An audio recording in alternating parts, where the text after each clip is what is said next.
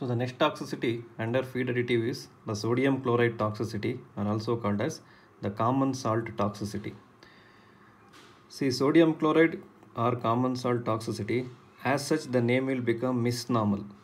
So since the name will become misnomer, why the name is misnomer is, it should be called as water deprivation induced sodium chloride toxicosis. See, only when there is water deprivation, then there will be coupled sodium chloride toxicity. See, always the sodium chloride toxicity, it is inversely proportional to the availability of the water. If the availability of water is more, the chances of sodium chloride toxicity will be very less. If there is water deprivation, the chances of sodium chloride toxicity will be very high. So that's the reason why sodium chloride toxicity can rightly be called as water deprivation induced sodium chloride toxicosis. Now sodium chloride, where we add it, why we add it into the animal's diet is, it will increase the palatability. So to increase the palatability and as a feed additive and also as a matter of essential elements, see sodium chloride, there are essential elements required by the body. So in that sense, we use the sodium chloride as feed additive, plus it is also used to increase the palatability. So which are the species which are highly susceptible for common salt toxicity? So it is poultry and the pigs. They are highly susceptible for common salt toxicity.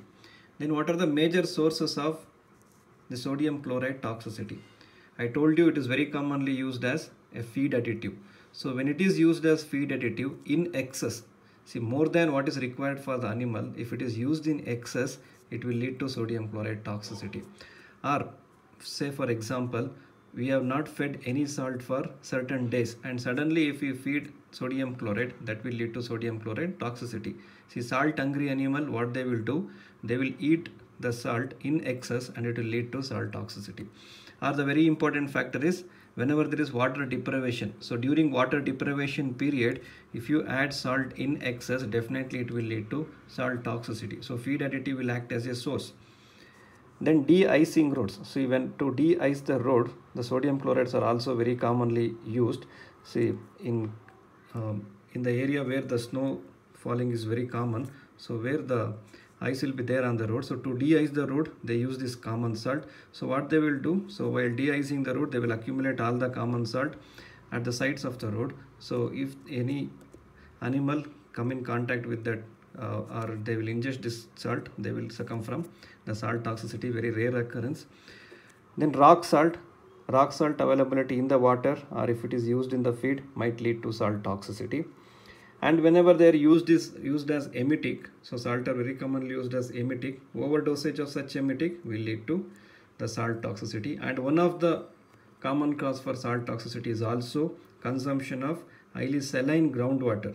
See, sometimes the deep well or borewell water, it contain more than the permissive limit of the sodium and chloride, which might lead to the sodium chloride toxicity. So there are some reported cases of sodium chloride toxicity due to consumption of high saline groundwater also. And one of the example is saline dam water in Kudremukh. In Kudremukh area, so iron and ore industry, they used to they used to release the waste, industrial waste into the water source, and they have constructed a dam exclusively for such kind of water. And if you estimate the element, the sodium and chloride in such water, obviously the sodium chloride level will be much higher. If accidentally they come in contact with such water source, definitely they will suffer from sodium chloride toxicity. So what are the factors which favors this sodium chloride toxicity? So first is susceptibility. I told you susceptibility wise, poultry and pigs are more susceptible, followed by horses, cattle, sheep and dogs. See, comparatively sheep are less susceptible. See, whenever if you go to any area, if the history suggests you of sodium chloride toxicity in cattle, so cattle might be affected with sodium chloride toxicity. Very rarely we see a sheep is affected with a sodium chloride toxicity. So that's why cattle is more susceptible than the sheep. You might see the clinical sign in the cattle in the same area and the same drinking source, the same water source, whereas the sheep, even though it drank the same water, so the chances of clinical signs are very less in case of sheep when you compare it with cattle.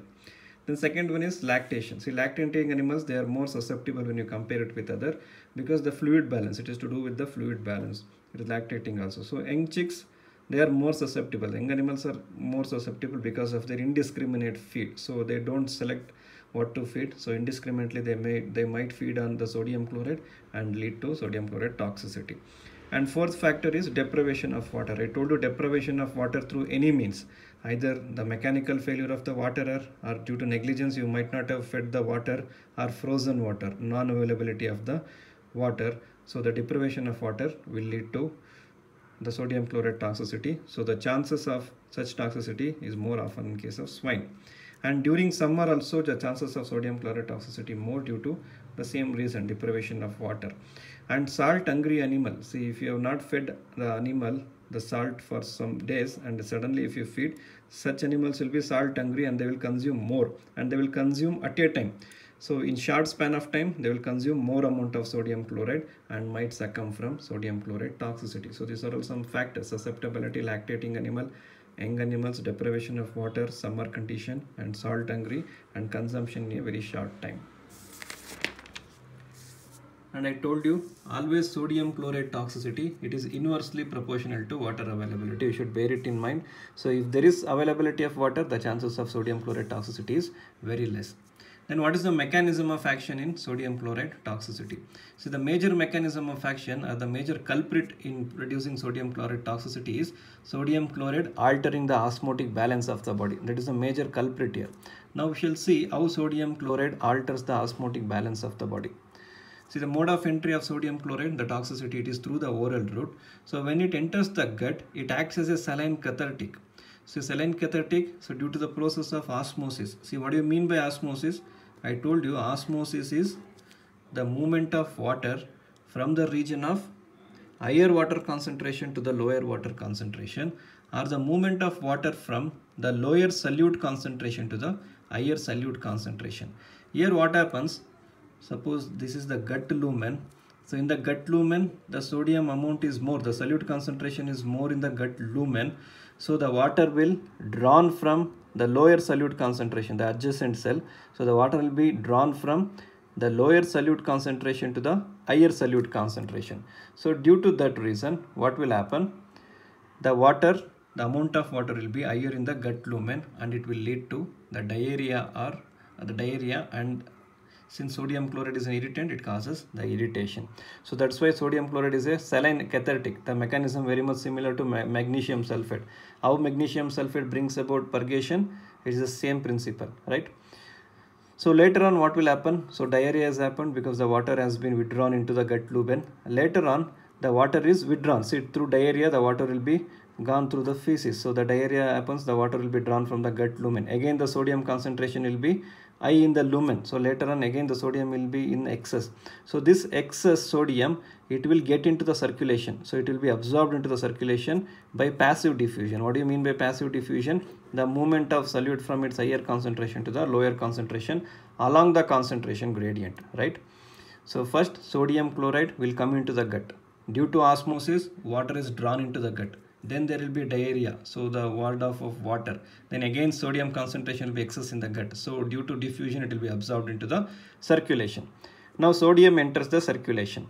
So once sodium enters the circulation is, so when sodium enters the blood vessel, so it will be taken into the different tissues, and very important tissue where the sodium chloride is taken into is the brain.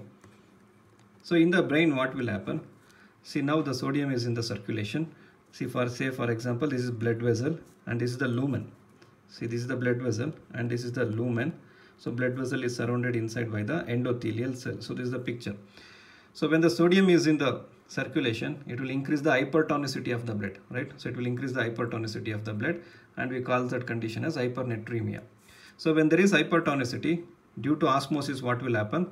The water that is present in the immediate vicinity of the sodium, so which is the cell that is present immediate vicinity to the sodium, it is endothelial cell. So obviously water will be drawn from the endothelial cell.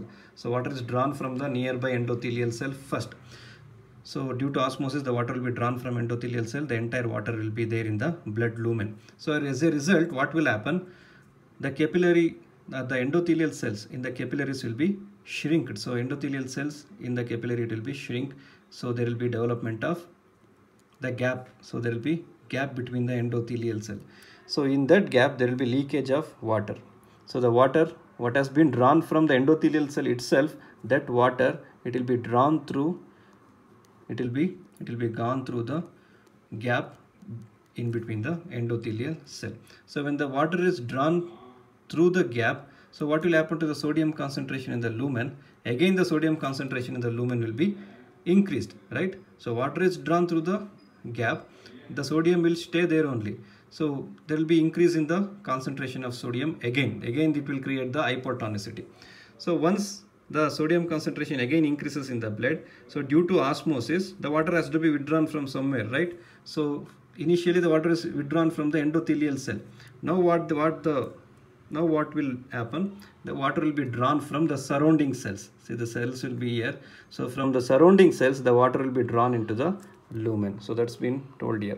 So now again sodium concentration increases the blood. To counteract that, the water will be withdrawn from the surrounding tissues. So when the water is withdrawn from the surrounding tissues, what will be the condition? There will be extracellular osmolality and intracellular dehydration, right? See, as far as a cell is concerned, extracellular osmolality. So there is an extracellular osmolality. So external to the cell, there is an increase in sodium concentration in the blood lumen. Whereas what happens to the intracellular area? So there will be intracellular dehydration. The entire water is drawn from the surrounding cell. The water is drawn from the endothelial cell. So there is an intracellular dehydration, extracellular hyperosmolality. So that is the condition. Again what will happen? See, the water is drawn from the surrounding cell into the lumen. Once the water comes inside, again the water will be withdrawn through the gap that is present between the endothelial cell. Again the water will come from the surrounding cell, again it will be withdrawn from the gap junction. So as a result, again the sodium concentration in the blood lumen will be increased. Now to counteract that, the water is not available from anywhere, right? It has went to the interstitial space, it cannot come back. So what will happen? Once the sodium concentration increases in the lumen, due to diffusion, this sodium will start moving into the surrounding cell. Due to passive diffusion, from higher concentration, sodium starts moving inside the brain cells. See, the movement of sodium into the brain cell, it is through passive diffusion, right? So the movement of sodium inside the cell, it is through passive diffusion, whereas the removal of sodium outside the brain cell, it is through active transport. So as a result, the sodium accumulation will happen inside the brain cell. See, once sodium accumulates inside the brain cell, what this sodium will do, it will inhibit the aerobic glycolysis. Once it inhibits the aerobic glycolysis, the ATP production will be decreased. Once ATP production is decreased, so I told you, for output of the sodium from the brain cell, the active transport should be there. Active transport of sodium, it is with the help of sodium potassium ATPase transporter. So once there is decrease in the ATP amount, so the sodium potassium ATPase activity will be decreased. The sodium accumulates inside the cell only. Sodium starts building up inside the cell. So this is what happens here. Once sodium start accumulating inside the cell, when sodium stays inside the cell, so what will happen? So there will be increase in the hypertonicity, inside the cell the amount of sodium will be more. Now what will happen? The water has to be attracted here. So water will be drawn from the outside. So water will be attracted, more amount of water will enter inside the brain cell. So as a result, there will be irreversible overhydration of the brain cell coupled with cerebral edema. So when this cerebral edema has happened, so during this position, during this extracellular hyperosmolality and intracellular dehydration, the water seepage occurs to the interstitial space. At that time only there will be development of cerebral edema. Now what has happened? There is an irreversible overhydration of the brain cell coupled with cerebral edema. So this is the condition that damages the brain cell, and this condition predominates in the brain than any other tissue due to rich vascular supply to the brain. So the blood vessels supplying to the brain, it will be more when you compare it with any other organ. So there will be irreversible overhydration of the brain cell, plus there will be cerebral edema. So to repeat, so I will tell you again. See here, the sodium enters the circulation through passive diffusion, right? So once it comes to the circulation, there will be increased hypertonicity of the blood. In the lumen, the sodium concentration will be higher. So due to osmosis, it has to attract water. So from where the water will be attracted? Water will be first attracted from the endothelial cell. So water from endothelial cell will reach the lumen. So as a result, there will be shrinkage of endothelial cell. So once there is shrinkage of endothelial cell, between endothelial cell, there will be development of gap. So in that gap, the water will be withdrawn into the interstitial tissue, again increasing the concentration of sodium in the lumen. So that increase in the sodium concentration in the lumen, it will attract the water from the surrounding cell. So from the cell, the water will be drawn into the lumen. So once water will be drawn into the lumen, again water will be withdrawn through the gap that is present between the endothelial cell, again increasing the concentration of the sodium. So at this junction, the cerebral edema development will occur. So water will be drawn, the water that is drawn into the lumen from endothelial cell is going to the interstitial tissue. The water that is drawn from the surrounding cell, it is also going to the interstitial space. As a result, there will be development of cerebral edema, and as a result, there will be development of condition that is extracellular hyperosmolality and intracellular dehydration. Now after the water is withdrawn into the interstitial space, again the sodium concentration increases here. So as a result, due to passive diffusion, the sodium from the air concentration enters inside the brain cell, right? Here the movement of sodium inside the cell, it is through passive diffusion. Whereas to remove the sodium from the brain cell, it should be through active transport. See, once sodium gets inside the cell, it will inhibit the aerobic glycolysis, inhibits the ATP production, inhibits the sodium potassium ATPase, so that the sodium cannot be removed from the cell. So as a result, sodium accumulation happens inside the cell. See, once sodium stays inside the cell, so this sodium will attract more amount of water into the cell. So as a result, there will be irreversible overhydration of the brain cell. Along with that, there will be development of cerebral edema that damages the brain. That is the major mechanism of action of the sodium chloride on the brain. The same thing happens in the kidney. In the kidney also, the blood supply will be there. The sodium will be taken into the kidney also. See what will happen. See here the blood vessel that is supplying to the kidney. See from the anterior side. So this is the nephron, the lumen in the nephron, say proximal tubular region. So lumen of the nephron surrounded by tubular cell. In the submucosa, the blood vessel. In the submucosa, blood supply will be there. So this is blood vessel, lumen. This is endothelial cell. Okay. So here the sodium will be in the lumen, the same principle.